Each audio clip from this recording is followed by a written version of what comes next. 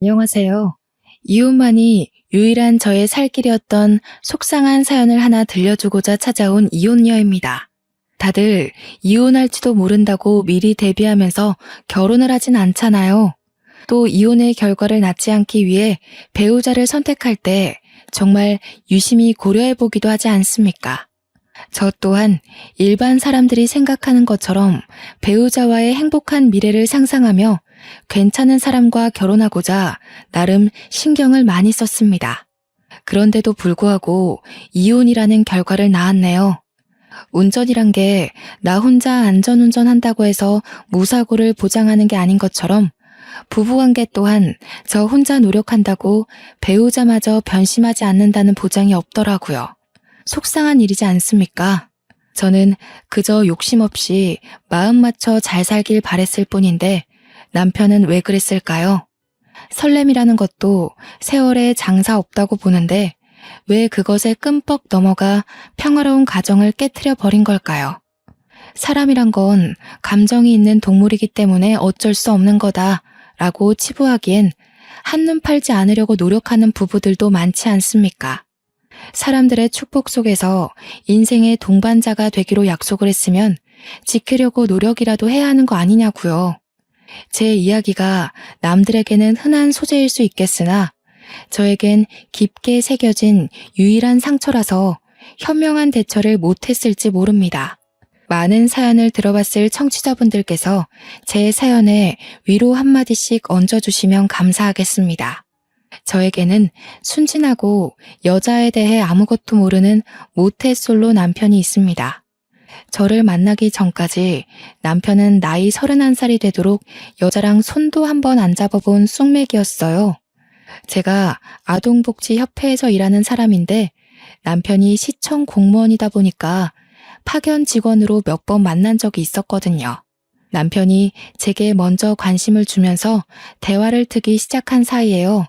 제가 살고 있는 곳은 조금 작은 도시 수준이었고 그래서 저희가 일하는 곳은 젊은 사람보다는 기혼녀와 나이 지긋한 어른들이 많은 곳이었습니다.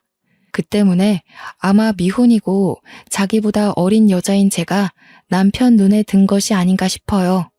저는 남편보다 4살이 어렸는데요.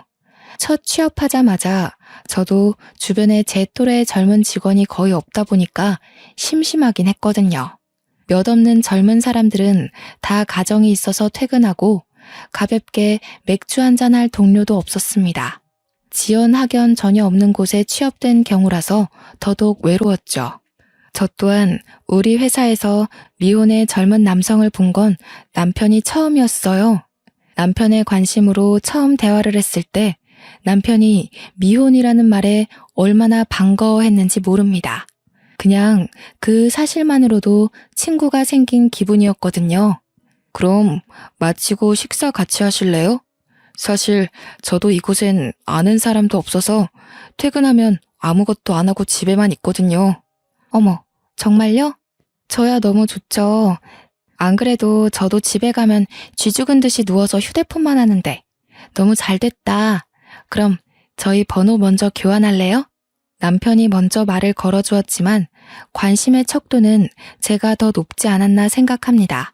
바로 연락처를 뿌리는 저의 적극성에 남편이 좀 당황하더니 금세 웃음을 보이면서 받아줬던 걸로 기억해요.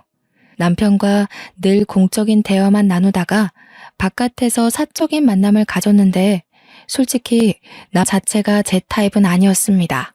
외적인 것도 제가 좋아하는 스타일과 완전히 반대였고 여자에 대해 너무 모르는 순댕이였기에 제가 괜히 남편에게 때를 묻힐 것만 같은 느낌이 들더라고요. 그래서 이성으로 본 적은 없었고 대화 주제도 재미가 없었지만 제가 얼마나 타지에서 외로웠으면 그 시간마저 귀하게 여겼을까요? 이상한 개그를 하는 남편의 말솜씨에도 리액션을 열심히 해주면서 당시 분위기를 즐겼던 것 같습니다. 퇴근하고 먹는 반주가 그렇게 맛있는지 처음 알았다니깐요. 저는 남편과 종종 그렇게 바깥에서 시간을 함께 보냈습니다. 마음으로 통하는 부분도 많고 공통점도 제법 많아서 대화가 끊기지 않고 계속 이어졌어요. 하지 않았다는 거죠. 저는 남편을 동료 직원 이상으로 생각해 본 적이 없었는데요. 어느 날 남편이 제게 고백을 하는 거 아니겠습니까? 솔직히 많이 당황했습니다. 저더러 받아주지 않아도 된다고 하면서 그냥 말해주고 싶었다고 하길래 그것만으로도 이미 부담은 왕창 느꼈죠. 아마 그로 인해서 잠깐 남편이랑 멀어졌을 거예요. 제가 일부러 말수를 줄이고 피하면서 연락이 와도 피곤하다고 계속 거절을 했거든요. 남편이 눈치가 없어서 돌려 말하니깐 전혀 모르더라고요. 제가 몸이 안 좋다고 만남을 피하면 약을 사다 주고, 친구들이 놀러와서 약속이 있다고 피하면 친구들과 시간 잘 보내라고 모바일 쿠폰을 보내주기도 했습니다. 이 마음을 계속 받는 것이 미안할 정도로 남편은 저한테 점점 더 호의적으로 변해갔어요. 이대로는 제가 희망 고문을 주는 나쁜 사람이 되는 것 같아서 남편에게 그만 제 의사를 확실히 표현해줘야겠더라고요. 그런데 얼마 뒤 제게 하나밖에 없던 가족인 엄마가 돌아가시면서 저는 남편에 대한 마음을 확 바꾸었습니다. 남편은 누구보다 저를 걱정해 주었고 장례를 치르는 내내 곁에 있어줬어요.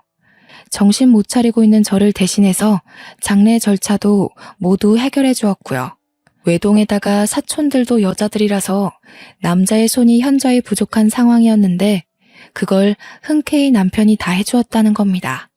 저희 엄마 관을 들어주는 것도 남편이 자처했어요.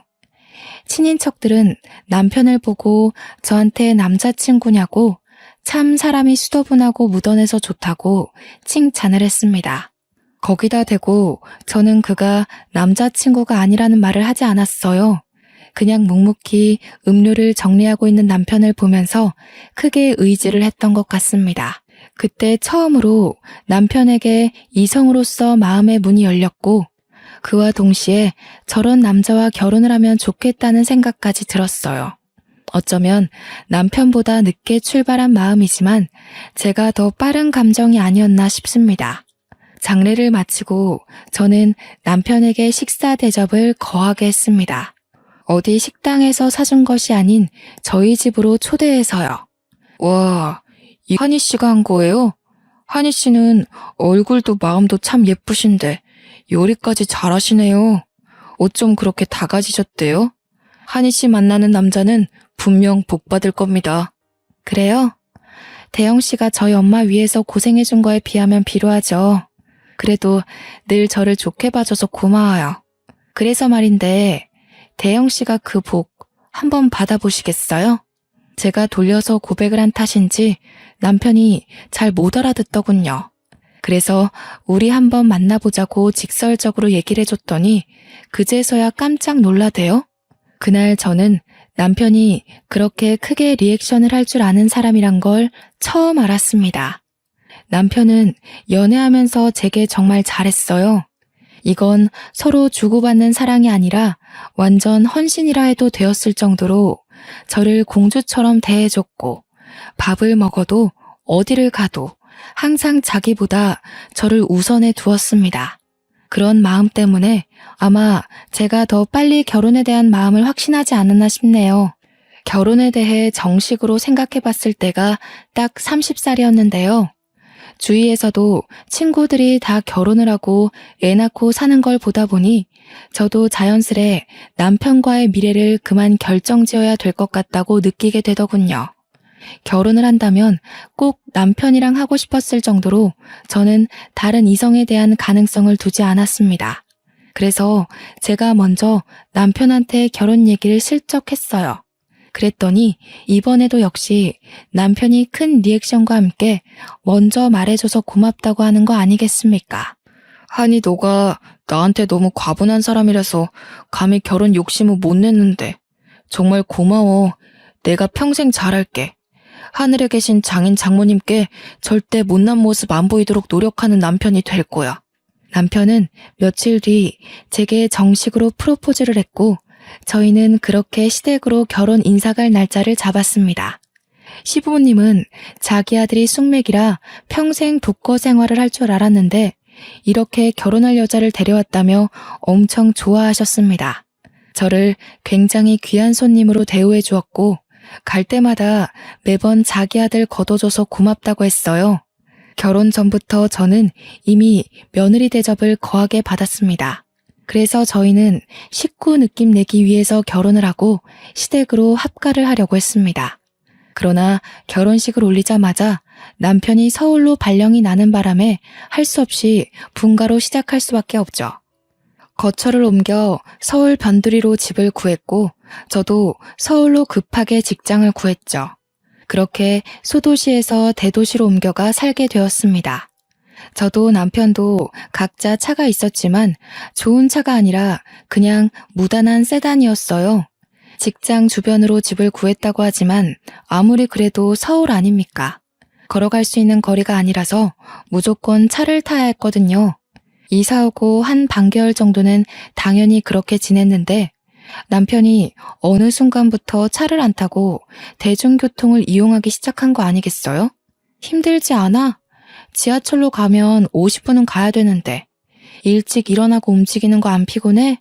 나는 도무지 대중교통 이용할 엄두가 안 나던데. 서울은 지하철이 아니라 완전 지옥철이잖아. 힘들어도 좋아. 워낙 운동을 안 하니까 나는 생활 운동이 좀 필요해. 그렇게 출근하면 오히려 오전 근무 내내 생기가 돌아서 졸리지도 않아. 여보도 가끔 대중교통 이용해봐. 남편은 말 그대로 일집 하느라 운동을 못해서 대중교통을 이용한다는데 그렇게 바로 이해되진 않았어요. 왜냐면 남편은 평소에도 운동을 전혀 하지 않던 사람이었거든요. 무슨 바람이 불어서 굳이 피곤한 짓을 자처하나 싶었지만 그럼에도 굳이 이해를 해야 한다면 나이가 들어서 체력 관리하려나 보다라고 생각하는 게 가장 타당하다고 봤습니다. 제 직장은 남편 직장과 걸어서 30분 거리에 떨어져 있었어요. 저와 남편은 늘 점심을 같이 먹었기 때문에 점심시간이 더 긴 제가 남편 회사 근처로 찾아가 시간을 보냈습니다. 이건 굳이 서로 연락해서 약속 잡지 않아도 어느 순간부터 당연하게 지켜왔던 약속 같은 거였어요. 한두 번 그렇게 점심을 같이 보냈다 보니까 일부러 연락하지 않아도 그렇게 되더라고요. 아마 신혼이라서 고생해서라도 같이 있고 싶은 마음이 그득했던 게 아닌가라는 생각이 듭니다. 그날도 여느 때처럼 남편과 점심을 먹기 위해 남편 직장 근처로 도착했을 때였습니다. 남편이 처음으로 저와의 약속에서 지각을 한 날인데요. 한 5분 남편 회사 앞에 서 있어도 남편이 나타나질 않더라고요. 별다른 연락도 없어서 전화를 해보려고 하는 그때 뒤늦게 남편이 허겁지겁 나왔습니다. 늦어서 미안하다며 가까운 정식집으로 저를 얼른 데리고 갔죠. 자기야, 내일부턴 점심 같이 못 먹을 것 같아. 이번에 공무원 합격률 낮았잖아. 신입들이 대거 들어오는 바람에 사수가 모자라거든. 가르쳐야 될 게 많아서 당분간 점심도 회사에서 주는 끼니로 해결해야 할 것 같아. 아, 그래? 그렇게 바빠? 할 수 없지 뭐. 그럼 대중교통 이용하는 거 더 피곤할 텐데. 이제 그만 차 타고 다녀. 아니면 내가 지하철 있는 데만이라도 태워다 줄게. 그건 괜찮아. 내가 알아서 할게. 그나저나 앞으로 야근이 생길지도 모르거든. 연락은 미리 해줄 건데 갑자기 야근 잡혀서 늦게 들어가더라도 나 기다리지 말고 먼저 자. 이번에 정부가 공무원들을 왕창 뽑는다고 기사를 낸 적이 있었기 때문에 저도 알고 있는 사실이었습니다. 다만 사수가 부족해서 끼니까지 겨우 챙겨 먹어야 될 정도로 시청이 바빠졌는지는 몰랐어요. 그 뒤로 저는 남편 요구대로 한동안 남편 직장에 찾아가지 않았습니다. 저도 처음으로 동료들과 어울려서 함께 밥을 먹었죠. 하니쌤이 매일 남편이랑 점심 먹으러 가길래 인꼬 부부가 따로 없다고 생각했다니깐요. 물론 신혼이라지만 어쩜 그렇게 깨가 쏟아진대요? 아니에요. 깨가 쏟아지긴요. 요즘은 남편이 너무 바빠서 얼굴 마주하기도 힘든걸요. 아직 결혼 안 하셨죠? 저는 결혼 추천하는 쪽입니다. 남편이랑 잘 맞기만 하면 너무 행복하거든요. 제가 남편 직장까지 가서 밥을 먹는 바람에 제 직장에선 제 남편에 대해 전혀 모르면서도 아주 좋게 봐주었습니다. 회사 내에서 제 남편 이미지가 1등 남편감으로 상승했을 정도였어요. 내심 뿌듯했던 저는 주위에서 치켜 세워주는 덕에 더 결혼을 추천했던 것 같아요.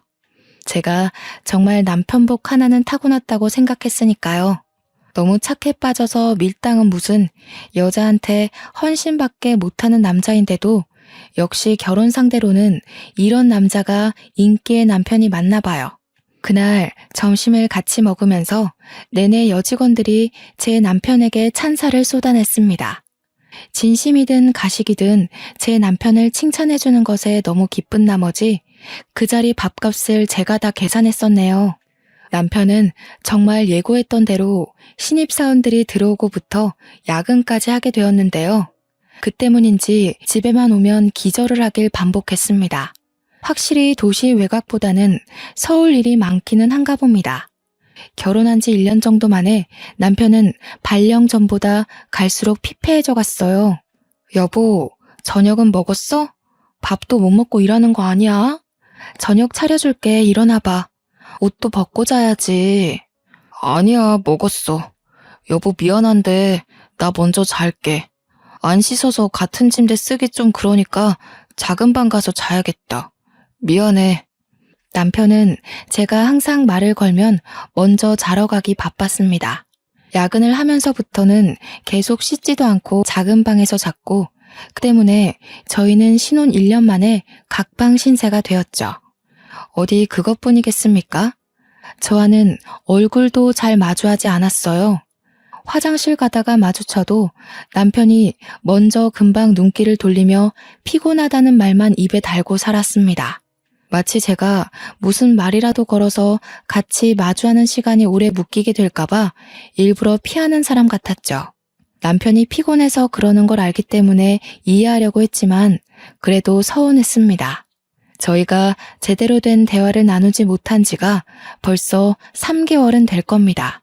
남편 회사에 신입들이 들어왔다고 한 지가 한 2, 3개월은 된 것 같은데 남편은 여전히 야근이 많고 뼈 빠지게 일을 하고 있잖아요. 신입사원 수가 많아서 그만큼 인수인계 기간도 긴 걸까요? 아는 게 없다 보니까 괜히 피곤한 사람 건드려서 예민하게 만드는 꼴이 될까봐 묻지도 못했어요. 아침밥을 차려주는 게 그나마 제가 남편에게 직접적으로 표현할 수 있는 애정이었습니다. 한날은 저희 회사 팀장님 돌잔치가 있었는데 친인척들 시간 맞추느라 금요일에 진행되는 바람에 출근한 저희들은 그날 오전 단체로 공짜 반차를 썼어요. 직원들 모두가 돌잔치에 참석을 하게 된 거죠. 회사에서 다 같이 모여서 걸어가기로 했고 돌잔치 장소는 제 남편 회사보다 조금 못 간 위치에 있었습니다. 돌잔치 주인공인 팀장님 딸을 보았는데 너무 천사 같고 예쁘더라고요. 팀장님이 흔쾌히 허락해줘서 아이를 한번 안아볼 수 있거든요. 울지도 않고 얌전하게 안겨준 딸애가 너무 사랑스러워서 2번, 3번을 더 안고 다녔습니다. 아이를 보니까 저도 애가 갖고 싶더라고요. 남편 회사 바쁜 게 좀 해결이 되면 아이 얘기를 한번 해볼까 했습니다. 당연히 평소 아이에 대한 계획은 생각하고 있었지만 아이를 막상 직접 보니까 그 시기를 앞당기고 싶은 거 있죠. 당장 그 돌잔치에서 겪었던 감정을 남편에게 문자로 표현했는데 역시 남편은 바쁜지 답장이 없었습니다. 돌잔치에서 점심을 먹고 난 후 잠깐 요깃거리 한다고 직원들이 대거 카페를 찾았는데 시청 근처에 카페가 많으니까 제가 그쪽으로 가자고 먼저 안내했어요. 하니쌤, 남편이랑 매번 점심시간 같이 보내셔서 이 근방 맛집을 잘 아나 봐요? 이런 상황에 또 짝이 없는 저만 쓸쓸함을 느끼네요. 아유, 짓궂게. 무슨 그런 말씀을 하세요. 맛집이라고 할 건 따로 없고요. 다들 크로와상 좋아하시죠? 제가 자주 들렸던 곳이 있는데 맛이 참 대중적이거든요. 이쪽으로 오세요. 저는 남편과 여러 번 방문했던 맛있는 빵집으로 사람들을 데려갔습니다. 그곳은 제가 발견한 의외의 맛집이었고 아직 입소문 타지 않은 곳이라서 거기 알바생과 사장님이 저와 남편을 알고 있기까지 했어요. 남편과 점심시간을 따로 보내면서부터는 발길이 끊겼던 곳이기에 저 또한 그곳을 오랜만에 방문하는 거였습니다. 횟수로 따지면 역시 3개월 정도는 되었을 때네요. 빵집에 들어간 뒤 제가 쏠 테니까 직원들한테 고르라고 하고 저는 간만에 보는 사장님께 인사를 했습니다. 사장님께서 역시 저를 알아보더라고요. 그런데 반갑게 인사를 해주는 것 같으면서도 어딘가 모르게 사장님 표정이 불편해 보이는 거 아니겠습니까? 옆에 있던 장기 알바생도 마찬가지였습니다. 제 인사에 늘 미소로 답하던 사람들이 어색한 얼굴로 서로를 눈치 보더라고요. 한희씨, 오늘은 남편이랑 같이 안 왔나 봐요? 요즘 왜 남편이랑 같이 안 와요? 혹시 둘 사이에 무슨 다른 문제가 있는 건 아니죠? 네? 사장님도 무슨 그런 농담을. 저희 아직 신혼이에요. 문제 생길 게 있을 리가요. 그게 아니고 저희 남편이 요새 신입사원 사수 노릇하느라 정신이 없거든요. 제가 너무 오랜만에 와서 별 오해를 다 만들어드렸네요. 그렇구나. 그렇다면 한희 씨한테 더더욱 알려줘야겠네요. 보니까 한희 씨는 아무것도 모르는 것 같은데 내가 아무리 장사치라지만 손님을 잃게 되더라도 마냥 모른 척하고 있는 건 도리가 아닌 것 같아요. 사장님은 3개월 동안 제가 빵집에 방문하기까지 기다렸다고 하면서 어떤 사실을 말해주었습니다. 주변 사람들에게 들리지 않을 정도로 엄청 속삭이는 목소리였는데요. 사장님 하는 말로는 남편이 이 빵집을 여러 번 다녀갔다고 하더라고요. 어머, 그래요? 남편도 여기 빵집 좋아했는데 바쁜 와중에도 생각나서 왔나 보네요. 자주 들렸으면 내 목도 좀 사올 것이지. 그건 좀 서운하네. 그게 아니라 웬 아가씨랑 같이 왔다니깐. 올 때마다 똑같은 아가씨던데 둘 사이가 심상치 않아 보였어요. 매일 저기 안쪽 자리에 앉아서는 둘이서 서슴없이 얼굴도 손대고 하던데 이건 그냥 선후배 관계가 아닌 것 같더라고요. 제 체면을 생각해서 사장님이 끝까지 작은 목소리로 말을 했는데요. 이 말은 바람이란 소리가 아닙니까? 그게 무슨 말이냐고 점점 심각하게 캐묻는 제 질문에 사장님은 자기도 그 정도로만 알고 있다고 했습니다. 그러면서 남편과 아가씨가 또다시 방문하면 연락을 주겠다면서 제 연락처를 받아갔습니다. 그렇게 사람들과 같이 빵집을 나왔는데 당시 들은 사실이 너무 믿기지 않아서 어안이 벙벙하더군요. 여자를 잘 모르는 남편이 숙맥이라서 먼저 고백도 못하는 남편이 바람을 핀다고? 제가 아는 남편의 이미지와 불륜이 전혀 어울리지 않아서 더 멍을 때렸던 것 같습니다. 사장님이 뜬금없이 거짓말을 할 리도 없잖아요. 아무래도 당장 남편을 만나봐야 될 것 같았어요. 무슨 말을 어떻게 물을지 생각해 본 건 아니지만 일단 남 얼굴을 마주해야 될 것 같다는 생각이 들었습니다. 저는 결국 직원들을 먼저 보내고 남편 회사로 방향을 꺾었어요. 여전히 점심시간이었는데 제가 건물로 들어서자마자 이쪽으로 나오는 남편을 바로 발견했습니다. 그런데 저는 바로 행인인 척 몸을 숨길 수밖에 없었어요. 남편 옆에는 빵집 사장님 말대로 웬 아가씨가 남편 팔짱을 끼고 눈웃음을 치고 있었거든요. 당시 너무 놀라서 그 둘을 그냥 보내버렸습니다. 유리문 밖으로 보이는 남편은 아가씨를 데리고 빵집으로 들어갔고 바로 제게 전화가 왔습니다. 한희씨? 지금 한희씨 남편이 그 아가씨랑 같이 왔어요. 멀리 간 게 아니라면 다시 돌아올 수 있어요? 덮치는 건 너무 섣부른 방법인가? 그렇잖아도 그쪽으로 들어가는 걸 봐버렸네요. 사장님 정말 죄송한데 저 좀 도와주시겠어요? 저 사람들 무슨 얘기하는지 가까운 테이블에서 앉아서 녹음 좀 해주시고 사진 몇 장만 찍어서 보내주세요. 이런 부탁해서 죄송합니다. 사장님은 죄송할 거 없다면서 흔쾌히 제 부탁을 수긍하셨습니다. 시청 로비에서 나가지도 못하고 빵집만 바라보고 있었는데 나중에 5분 단위로 끊어서 녹음 파일이 날라오더군요. 눌러보기 겁이 났지만 끝내 들어본 녹음 파일은 아주 가관인 내용이 한가득 담겨 있었습니다. 이미 둘은 2-3달 정도 된 사이였더라고요. 그 기간은 남편이 제게 점심을 같이 못 먹을 것 같다고 얘기한 시기와 비슷했어요. 그리고 남편이 바빠서 집에 오면 기절하던 기간과도 같고 대중교통을 이용한 시기와도 일치했죠. 이 모든 건 남편이 평소 제가 알던 모습에서 돌변하기 시작한 때와 정확히 일치한다는 소리입니다. 파일에서는 누가 들어도 불륜이라 오해할 만한 대화들이 잔뜩 흘러나왔습니다. 그러다 이후에 영상 하나가 도착했는데 역시나 사장님이 보낸 거였어요. 영상에는 남편과 아가씨가 마주보고 앉은 상황에서 손을 꼭 잡고 있는 다정한 모습이 있었습니다. 남편이 아가씨를 챙겨 빵을 먹여주기도 하는 거 아니겠습니까?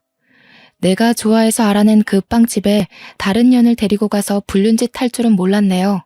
남편이 여자한테 저런 행동도 할 줄 안다는 것 또한 몰랐습니다. 제 앞에선 쑥 먹이기만 하던 남편의 모습이 저 아가씨 앞에선 완전 늑대가 따로 없더라고요. 저는 사장님께 감사 인사를 보내고 남편 회사에서 나왔습니다. 그리고 다음 날 월차를 내고 남편 회사를 다시 찾아왔고 남편 있는 부서로 엘리베이터를 타고 올라갔죠. 주위 눈을 피해 점심시간이 되도록 화장실에서 기다렸습니다. 그동안 남편에게 할 말을 머릿속으로 정리하고 있었죠. 그때 화장실로 여직원 몇 명이 들어왔습니다. 듣고 있던 녹음 내용을 종료하고 나중에 인화를 할 사진을 몇 장 정리하고 있는데 여직원들 무리 중 한 명이 저를 아는 척하는 거 아니겠어요? 처음엔 몰라봤는데 그 여직원이 자기를 설명하는 순간 동기라는 것이 떠올랐습니다. 그리고 제 표정은 완전 어색해져 버렸죠. 반갑게 인사할 만큼 친한 사이가 아니었거든요. 이 동기는 대학 다니다가 같은 동기들의 남자친구를 뺏었다는 이유로 소문이 쫙 나서 스스로 자퇴를 했던 친구입니다. 저랑은 지나가다 인사만 한 정도였죠. 자퇴하고 공무원 공부를 시작했다는 얘기는 친구의 친구를 통해 듣긴 했는데 시청에서 일하고 있는 줄 몰랐네요. 그 동기는 넓은 서울에서 학교 때 친구를 보니까 나름 반가웠는지 신이 나서 제게 아는 척을 했습니다. 하필 이런 좋지 못한 상황에서 만난 게 좀 그렇지만 저도 그 인사에 적당히 대응해 주었죠. 웬일이니? 어떻게 여기서 다 만나지? 나 여기 꽤 길게 다녔는데 이제야 보네? 너도 여기서 일해? 이번에 신입사원으로 들어온 거야? 아, 난 여기 직원 아니야. 그냥 남편이 여기서 일해서 얼굴 보러 왔거든.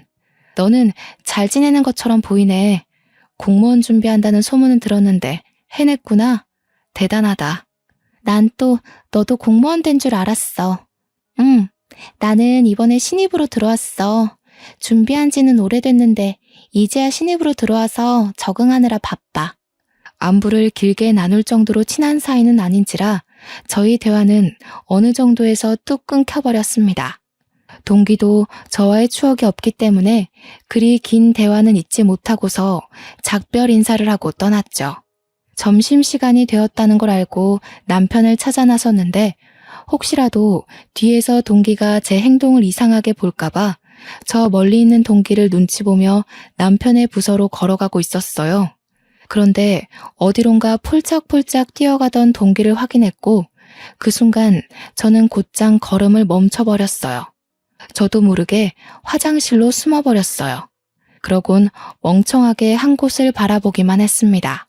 다름 아닌 동기가 제 남편과 팔짱을 끼는 모습을 발견했기 때문이죠.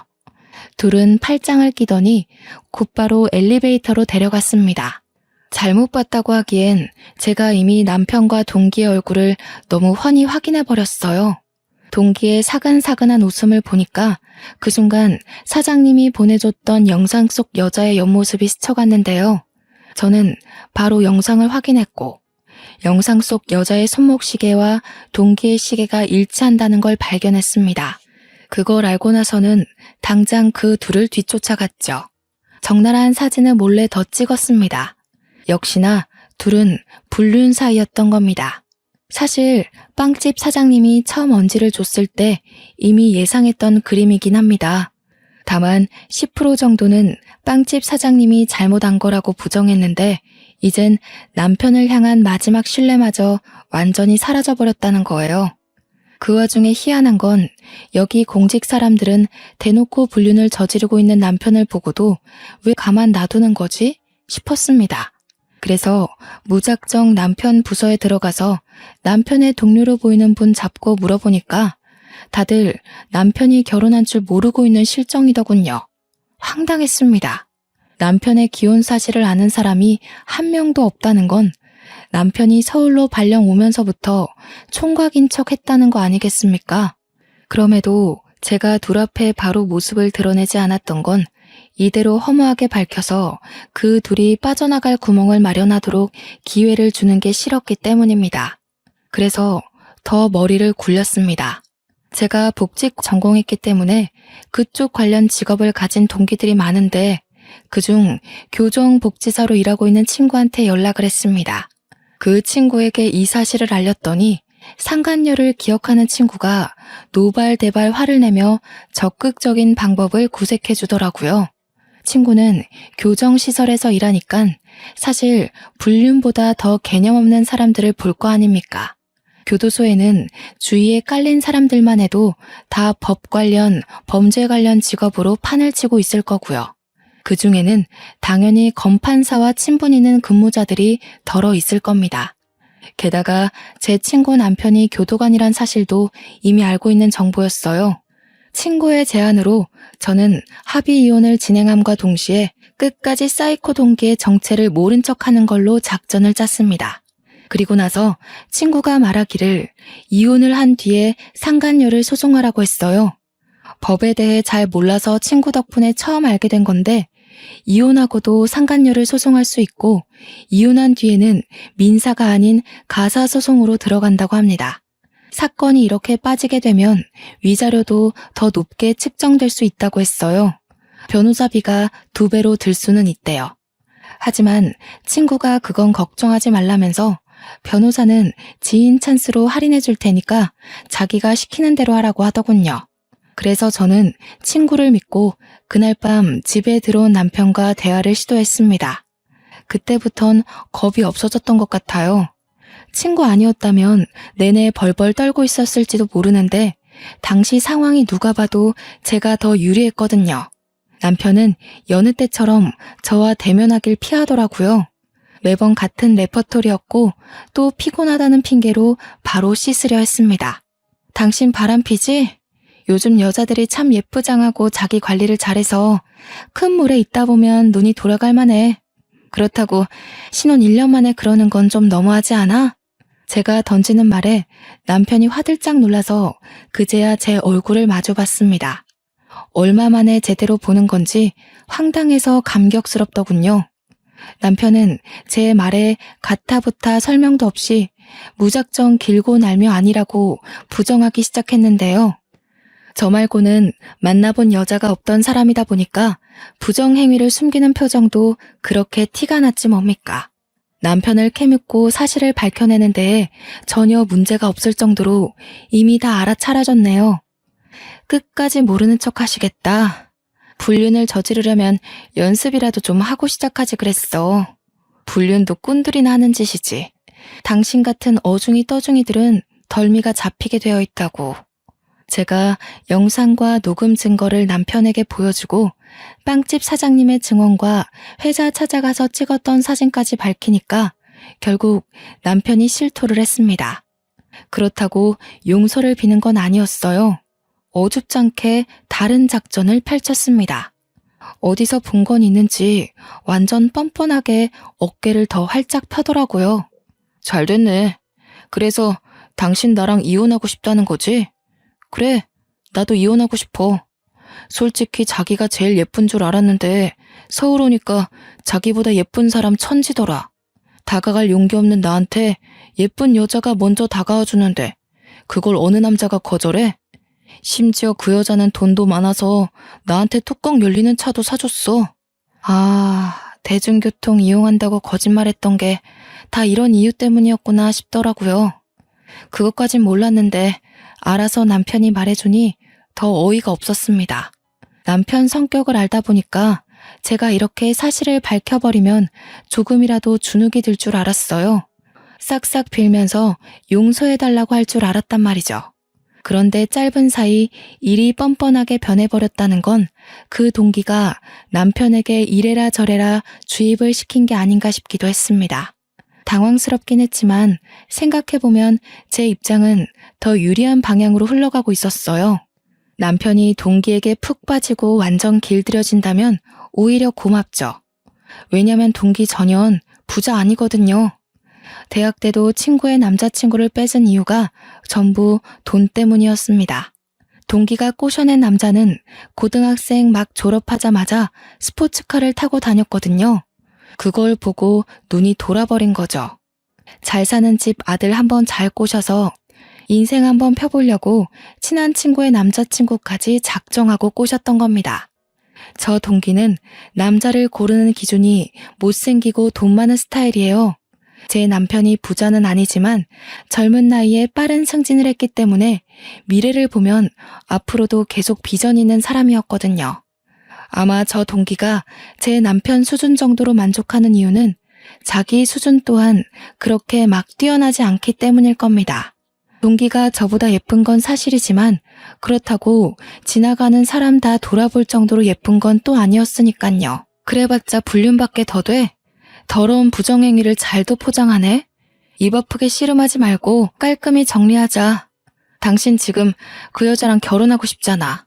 내가 비켜줘야 그 여자랑 제대로 시작해보지 않겠어? 정말 이혼해주는 거야? 생각보다 시원하게 해결해주네? 당신이 꼬투리 안 잡아주고 바로 이혼해주면 나야 고맙지. 다른 걸로 문제 삼을 건 아니지? 그럴 리가. 물론 처음엔 배신감 느꼈지. 그래도 곰곰이 생각을 해봤어.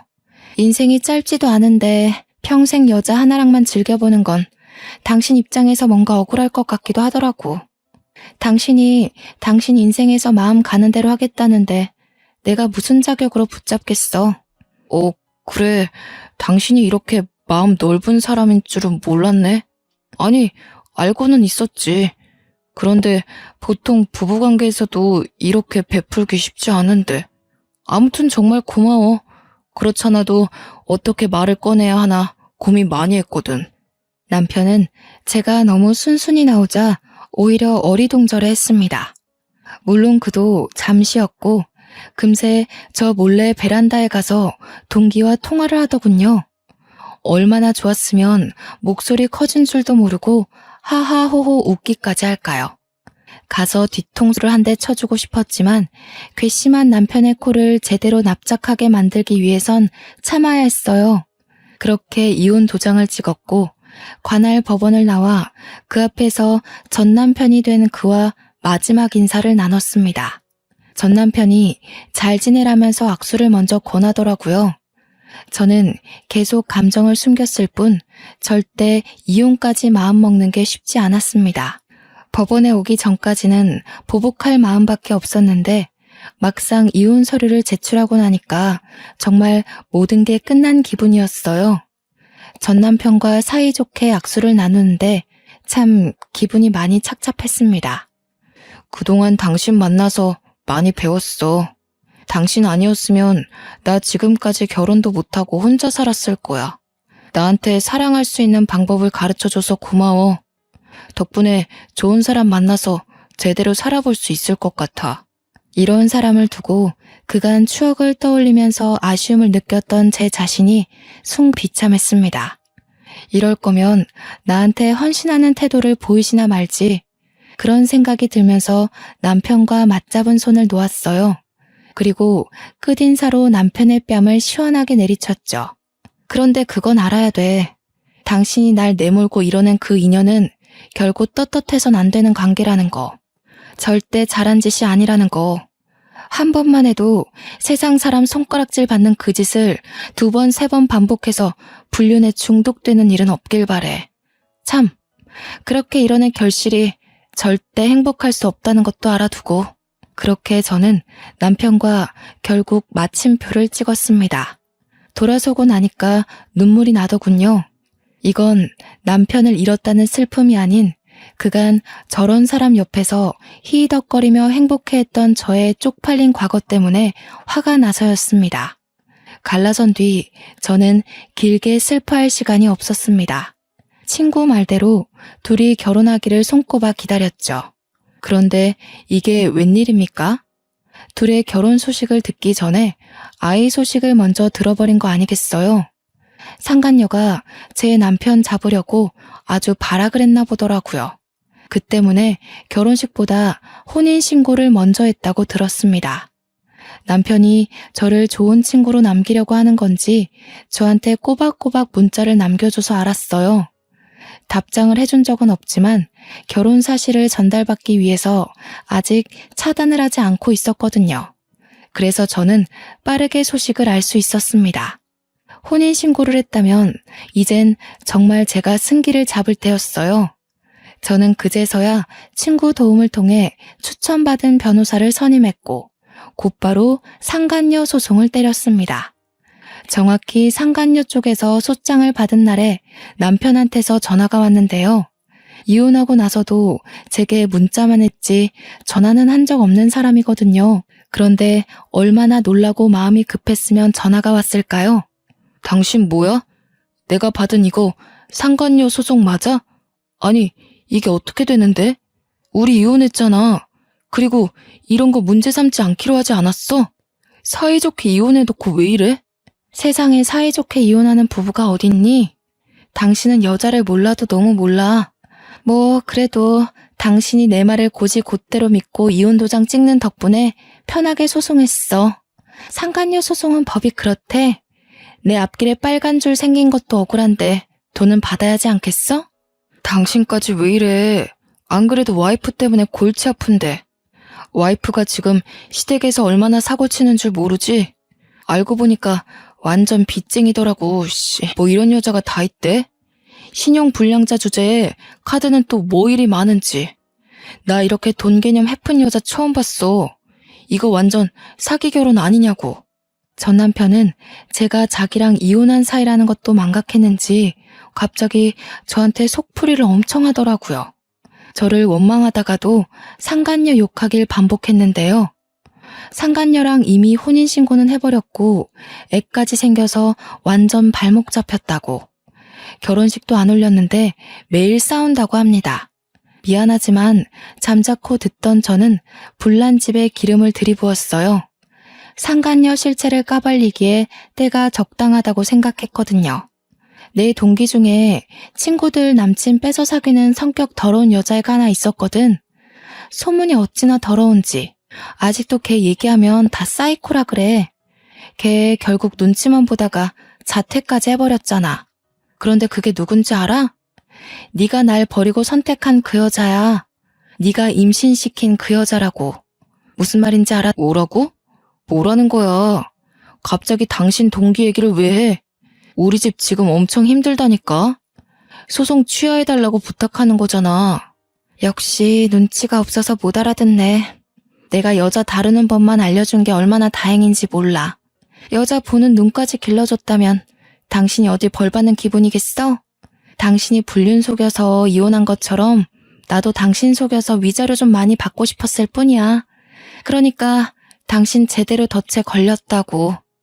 제 말에 충격을 꽤 받은 건지 전 남편한테서 돌아오는 말이 없었습니다. 저는 거기다 대고 사이코랑 손잡고 지옥길 잘 걸으라고 응원해주며 끊어버렸네요. 바로 연이어 전 남편한테 다시 연락이 왔지만 받지 않았고 뒤늦게 연속해서 오는 문자들을 보니 그제서야 저한테 사과를 하면서 제발 자기 좀 도와달라고 빌더라고요. 이제 새 삶을 살아야 되는 제가 뭐하러 재활용도 안 되는 남자를 거두겠냐고 답장해준 뒤 완전히 차단해버렸어요. 불륜 남녀 둘을 이렇게 망가뜨리기까지 저도 힘든 시간을 보냈습니다. 누군가한테 복수한다는 것도 에너지 소비가 굉장한 일이란 걸 알았어요. 둘을 콕 깨지도록 만들어주는 덕에 속은 시원했지만 마냥 기쁘진 않더라고요. 겨우 이런 결과를 만들어내자고 결혼을 한 것이 아닌데 꼭 저를 지키지 못했다는 느낌이 들었어요. 인생의 한 부분이 도려내지는 바람에 생긴 공허함 때문이겠죠. 현재는 시간이 차차 해결해 줄 거라고 믿고 또 다른 미래를 준비하고자 계획 중에 있어요. 우선 친구 덕분에 거하게 받은 위자료로 변호사님과 친구에게 식사를 대접했습니다. 이웃만으로도 정신이 그렇게나 흔들리는데 금전적 손해까지 봤다면 얼마나 더 억울했겠습니까? 그나마 친구 덕분에 다시 사회에 재기할 의지가 생겼던 것 같아요.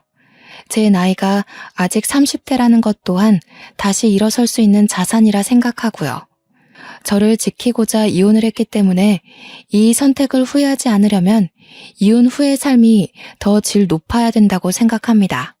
그러기 위해 저는 현재도 물론 앞으로도 늘 노력하고 가꾸면서 승승장구하는 사람이 될 겁니다. 이혼한 모든 분들에게 말씀드리고 싶어요. 이혼은 절대 흉이 아니라 내가 원하는 삶을 다시 계획할 수 있는 기회라고 말입니다.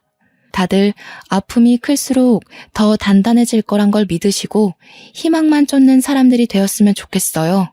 제 사연은 여기까지입니다. 항상 마음가짐 굳세게 먹길 바래요. 감사합니다.